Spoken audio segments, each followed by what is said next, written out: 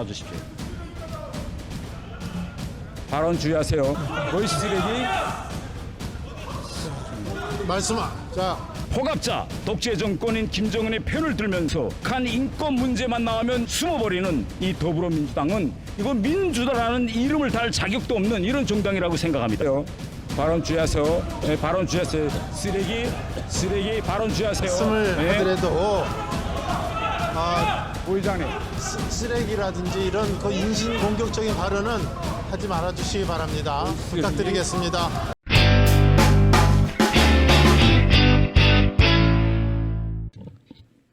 존경하는 정우택 부의장님, 한덕수 국무총리와 국무위원들, 선대 동료 의원 여러분, 국민의힘 서울 강남갑 국회의원 태영입니다. 총리님 나와주십시오. 어제 총리님께서 이 첫날 회의, 첫 질의에서부터 야당이 대통령 탄핵을 거론하는 거, 이 사실 보고 좀 충격받지 않으셨어요? 충격을 좀 받았습니다. 저는요, 아니 이거 대정부 질의 첫날 회의 첫 질의에서부터 야당이 대통령 탄핵 권유하는 거, 이거 제가 국회 기록을 한번 다 뒤져봤습니다. 이런 일이 헌정성이 있었느냐, 아직까지 전 찾지 못했습니다. 대단히 충격받았습니다. 이거말로 현재 국정을 닥치고 탄핵으로 이거 끌고 가자는 거 아닙니까? 어떻게 보세요? 조용하세요. 제 발언 시간입니다. 어떻게 생각하세요? 대한민국은 그럴 수 있습니다.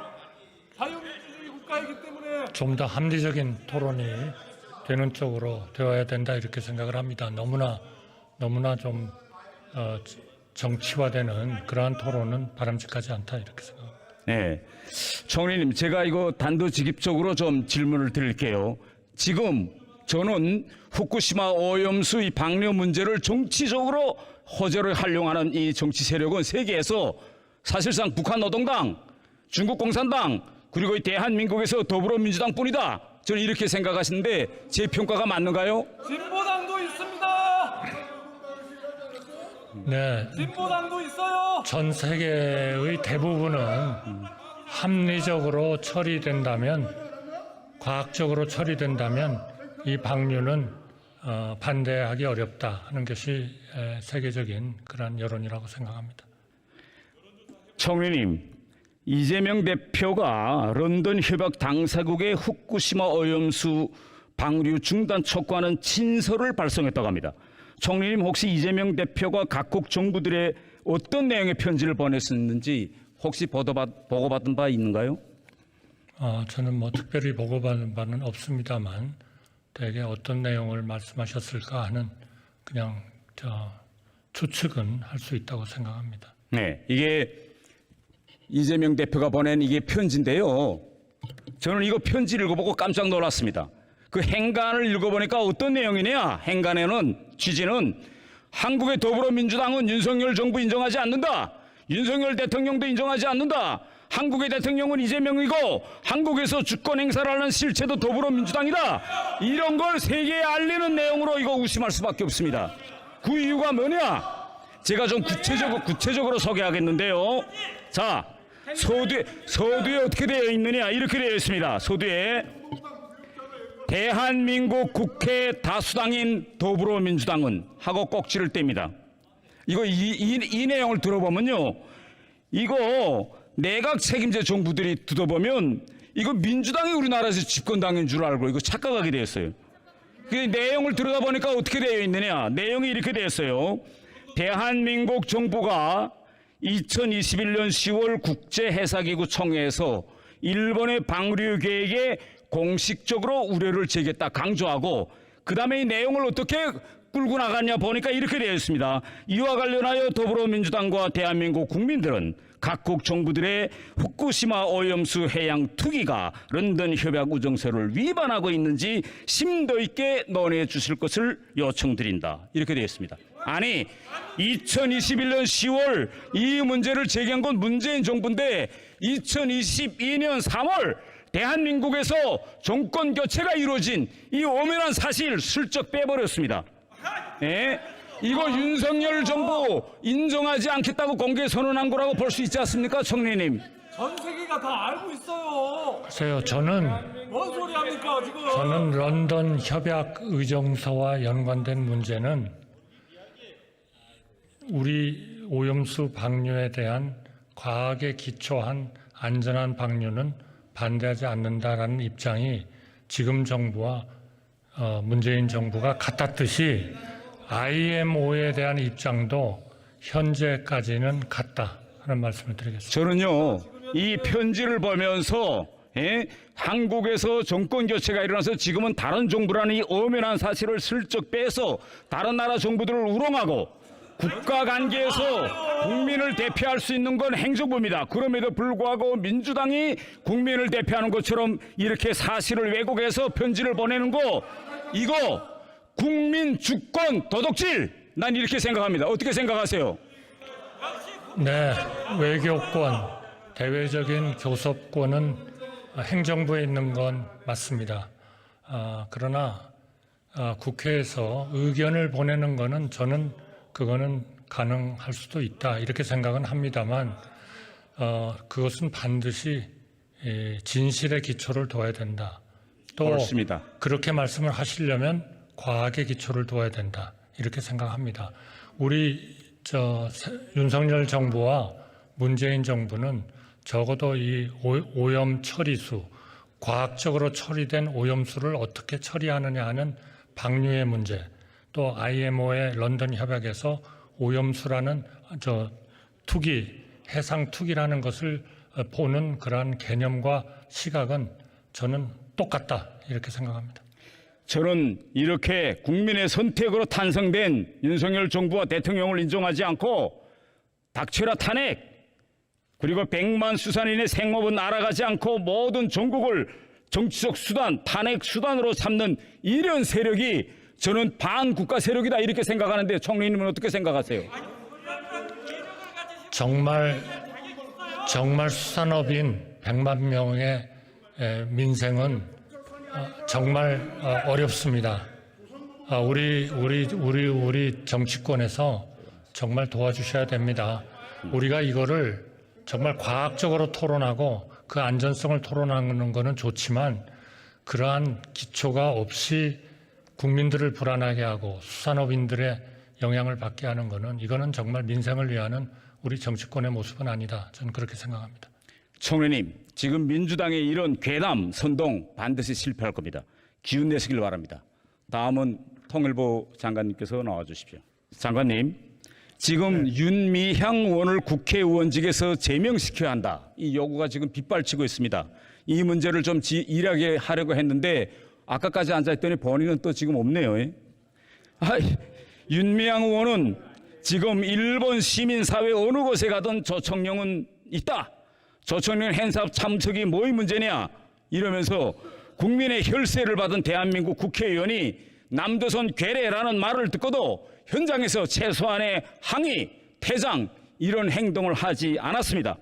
장관님 혹시 일본에 있는 조청련 어떤 단체인지 알고 계십니까? 네, 알고 있습니다. 대법원 판례에 따라서 반국가 단체로 규정되어 있는 것을 알고 있습니다. 윤미향 의원은 뭐라고 이야기하느냐? 간도 대학살 행사에 참석하여 한국 사회에 일본의 반인권 유린 행위에 대하여 알리고 싶었다고 하고 있습니다. 그런데 조청련이 9만 3천 명의 제일농포들을 북한으로 보내 생지역으로 미어로 놓은 반인권 단체라는 점은 한 번도 지적하지 않았습니다. 혹시 제가 잘 모를 수도 있는데 장관님께서는 윤미향 의원이 조청련을 비판했다는 이런 사실 들어본 적 있으십니까? 통일부는 이 문제와 관련해서 현재 그 경위를 조사하고 있는 그런 상황입니다. 제가 북한에서 초등학교 시절에 저희 학급에 부모를 따라서 북한으로 북송되었던 친구가 하나 있었습니다. 이 친구가 기회가 있을 때마다 조용히 저에게 뭐라고 했느냐. 지상 낙원인 줄 알고 왔는데 이렇게 지옥인 줄 몰랐다. 자기를 일본에서 데려온 부모가 원망스럽고 정말 일본에 가고 싶다고 펑펑 울었습니다. 당시 철이 없었던 저는 걔 보고 야, 너 이런 말 하면 안 된다 라고 속으로 생각하면서 또 그에게 야, 이거 이러다가 너 동무들하고 다 멀어질 수 있어 그런 말 자꾸 하면 저 자체도 속으로 저희하고 놀다가 이거 큰일 나겠구나, 내가 피해를 보겠구나 라고 생각했습니다. 그런데 정말 몇 년 후에 그와 그 온 가족은 간첩으로 몰려서 수용소로 끌려갔습니다. 아마 지금쯤은 아마 살아남지 못했을 수도 있습니다. 자네들을 인질로 잡힌 조천영 사람들은 지금도 할 수 없이 그에게 충성 헌금을 바치고 있습니다. 북한에 간 북송 제1교포들은 쪽발이, 째뽀라는 차별과 멸시를 받았고 이동 국민으로 분류되어 신분 상승의 길이 막혔습니다. 지금 그들이 자유를 얻을 수 있는 오직 한 가지 길은 탈북밖에 없습니다. 세계는 조청년의 북송 사업을 현대판 노예 무역이라고 지금 규탄하고 있습니다. 그런데 막상 대한민국 국회의원은 조청년이 무슨 문제냐 생각하고 있습니다. 그렇게 일본의 반인권 유린 행위를 폭로한다고 하면서 위안부 할머니들을 이용하면서도 막상 북한 인권 문제만 나오면 침묵하고 있습니다. 장관님, 왜 이렇게 침묵하고 있을까요? 혹시 알고 계시는 사실이 있습니까? 여튼 이 문제와 관련해서는 통일부는 남북교류협력법에 위반이 있는 여부를 지금 조사 중에 있습니다. 저는요, 이 윤미향 의원 본인이 자유를 찾아온 탈북민들을 다시 북한 지역으로 보내려고 해외한 이런 반인권 유린 행위자로 지금 의심받고 있다고 저는 생각합니다. 저 화면을 좀 봐주십시오. 윤미향 의원과 남편은 2016년 중국에서 자유를 찾아서 대한민국에 온 북한 탈북민들에게 북한으로 돌아갔다라는 거 회유했다는 저렇게 보도가 여러 번 계속 나오고 있습니다. 아직도 윤미향 의원은 자유를 찾아온 탈북민에게 지옥으로 돌아가라고 회유한 사실이 있는지 없는지 이에 대한 입장을 밝히지 않고 있습니다. 그런데요, 더 큰 문제는 뭐냐? 이러한 반국가적 행위에 대해서 지금 민주당 의원들이 지금 침묵하고 있는 겁니다. 지금까지 인권 문제에 대해서 앞장서 떠들던 민주당과 민주당 의원들이 왜 이 사건에 침묵하고 있는지 혹시 장관님은 아십니까? 네, 그건 제가 말씀드릴 위치에 있지 않습니다. 장관님, 네, 지금 이번에 장관이 되셨으니까 앞으로 이재명 민주당 대표도 만나실 계획이 있으신가요? 네, 기회가 되면은 만나도록 하겠습니다.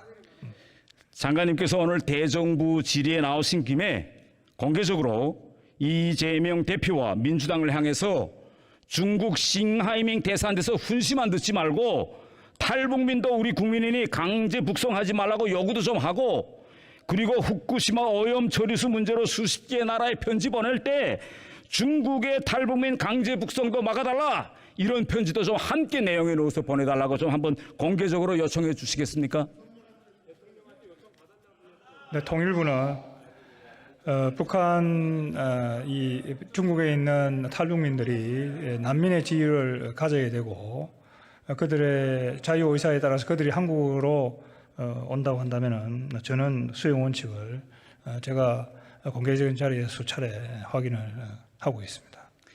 앞으로 이 주한 대사들 예방할 계획이 있으신가요? 혹시 주한 중국 대사, 싱하밍 대사도 만날 계획이 있으신가요? 예, 통상적으로 통일부 장관이 새로 취임을 하면은 한국에 들어와 있는 제외 대사들은 의례적으로 만나는 그런 기회가 있습니다. 그때 강제 북송 막아달라고 꼭 강조해 주십시오. 네. 네. 그리고 얼마 전 통일부가 국회에 북한 인권재단 이사 추천을 요청하는 12번째 공문을 보냈다고 합니다. 그런데 이거 민주당이 이번에 받아들일까요? 통일부는 북한 인권법에 따라 북한 인권재단이 정상적으로 출범할 수 있도록 국회와 계속해서 소통해 나가도록 그렇게 하겠습니다.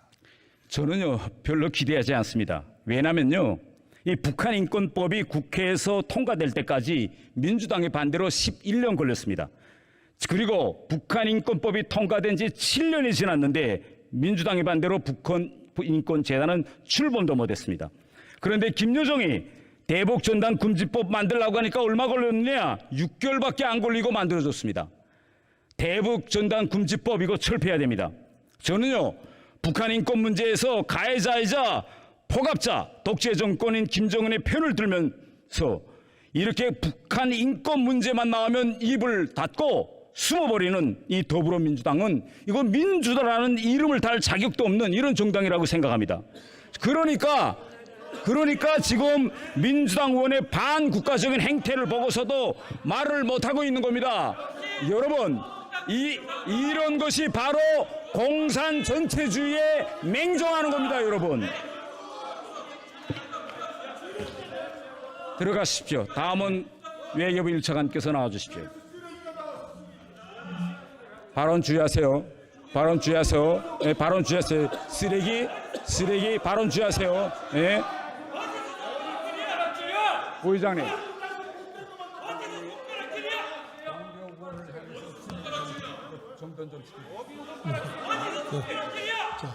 그냥 질의해 주시기 바랍니다. 거의 쓰레기. 말씀, 자, 뭐 쓰레기? 우리 야, 무슨 말씀? 태영 의원님, 의원님, 네. 우리 의원석을 향해서 응답하지 마시고요. 뭐 우리 쓰레기? 우리 의원님들, 이거 자료 좀 정리해 주십시오. 의원님들 그 말씀을 하더라도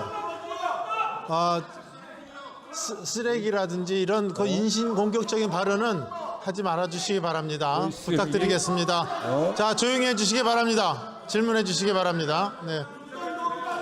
자, 조용히 해 주세요. 질문해 주시기 바랍니다.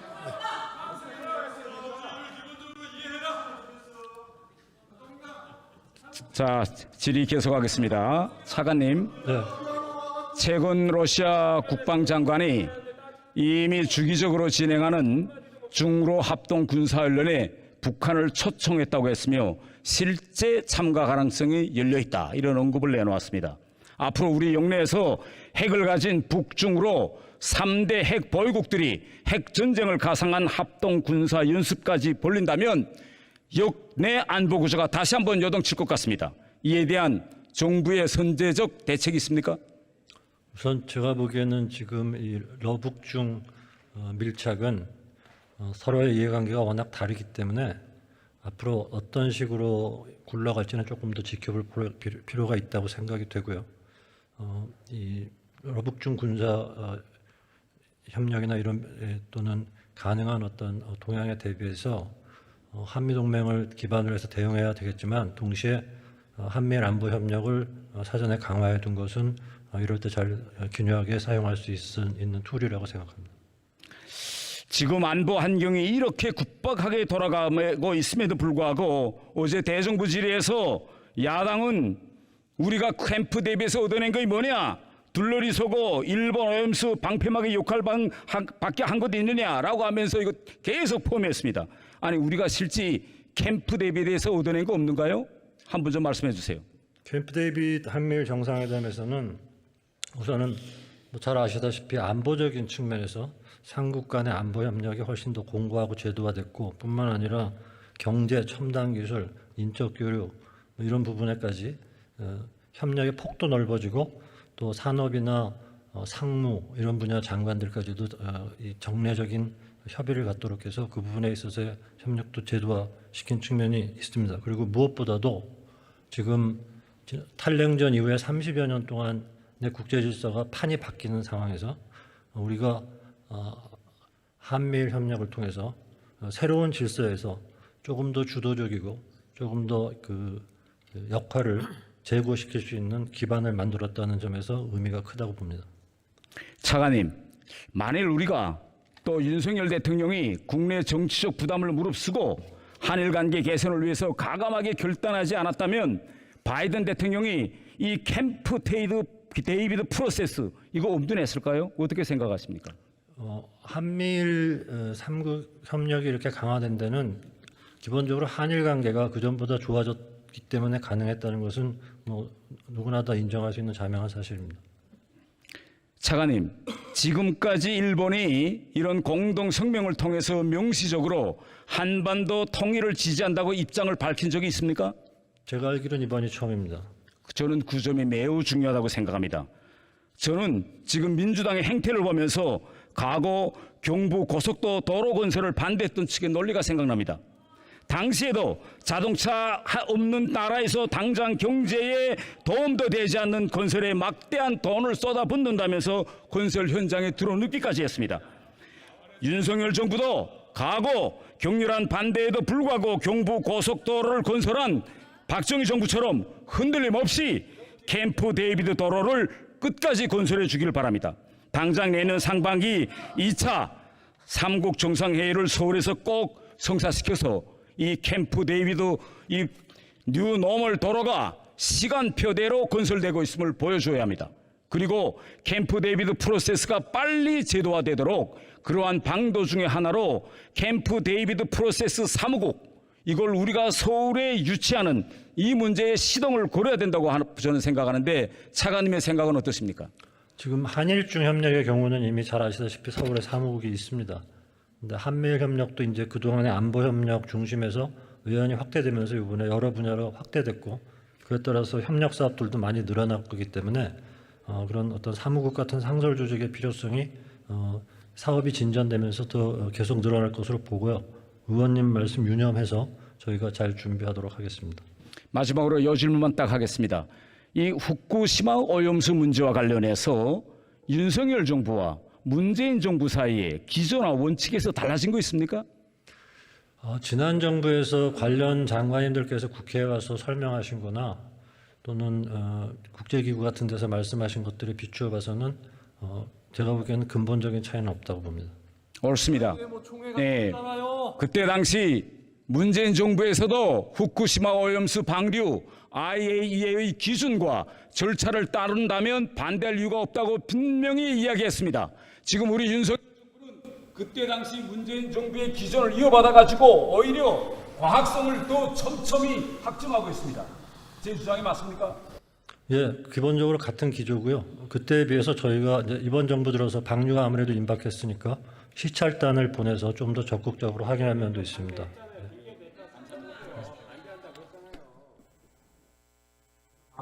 끝나서 한마디만 하고 가겠는데요.